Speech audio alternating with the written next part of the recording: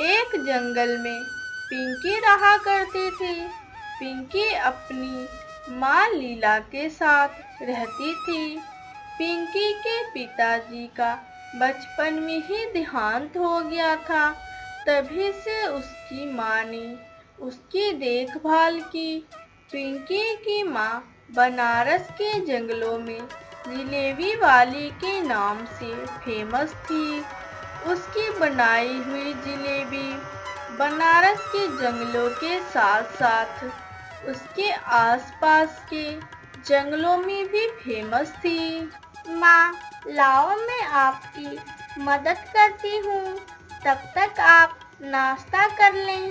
पिंकी बेटी, यह मैंने जिलेबी बनाए हैं जो कि कल दूसरे जंगलों से दो पक्षी आए थे जिलेबी खाने, पर मेरी जिलेबियाँ खत्म हो गई थी, इसीलिए उन्हें कल खाली हाथ लौटना पड़ा।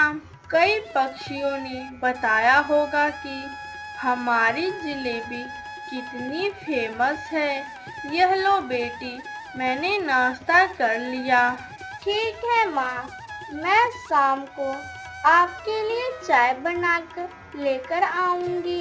लीला इसी तरह से रोज ही अपना जिलेबी का दुकान लेकर गांव के चौक पर खड़ा होती थी।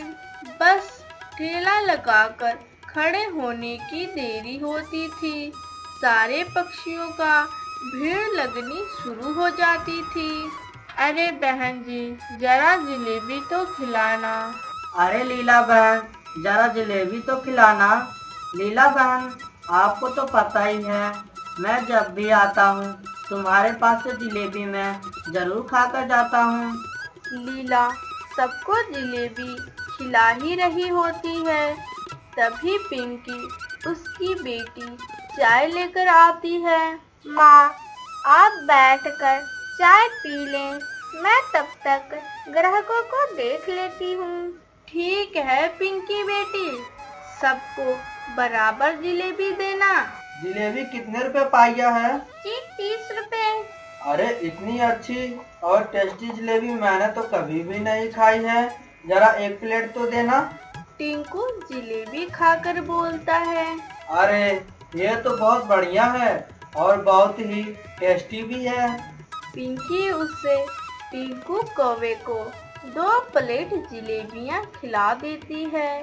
उतने में ही लीला भी आ जाती है। माँ, उन्हें जलेबियाँ खिला दी हूँ, उनसे 60 रुपए ले लेना। मैं घर जा रही हूँ, घर का काम भी करना है और शाम का खाना भी बनाना है। ठीक है बिटिया। अच्छा, ये जलेबी का ठेला आपका है? आप यहाँ की जलेबी बहुत ही टेस्टी है। मेरा तो मन कर रहा है कि मैं रोज ही आपसे आकर जलेबी खाया करूँ। वैसे मैं इस गांव में नया आया हूँ, मेरा नाम टिंकू है। आपके पास कोई काम है तो मुझे जरूर से बताना, आपकी मुझ पर बहुत ही मेहरबानी होगी। ठीक है टिंकू बेटा, मेरे पास जैसे कोई काम होगा मैं आपको जरूर बताऊंगी। अगले दिन टिंकू दोबारा लीला के ठेले पर आता है।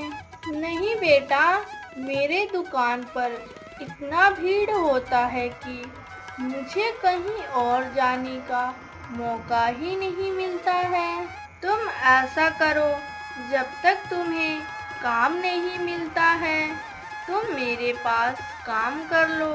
वैसे तो ज़्यादा पैसे नहीं दे पाऊंगी, पर जितना होगा मैं तुम्हारा पैसा दूंगी काम का।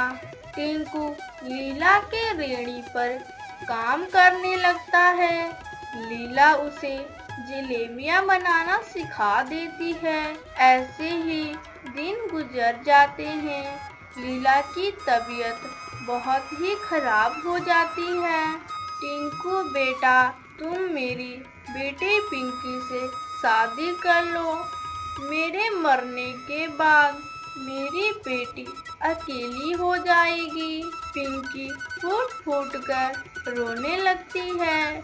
लीला मरने से पहले पिंकी की हाथ टिंकू के हाथ में दे देती है। पिंकी और टिंकू शादी कर लेते हैं। अब लीला का काम टिंकू संभाल लेता है। बिल्कुल उसी के जैसे जलेबियां बनाने लगता है। टिंकू की कमाई अच्छी होती है।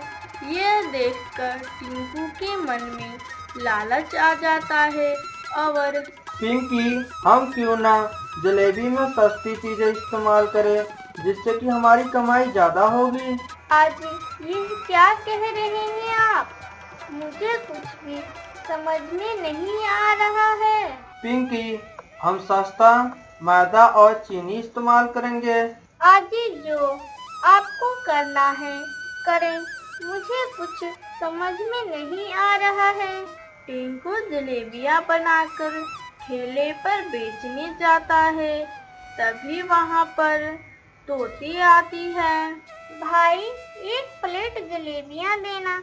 तो इतनी बेस्वाद जलेबियां हैं। यह वह जलेबियां नहीं है जो मैं खाती थी।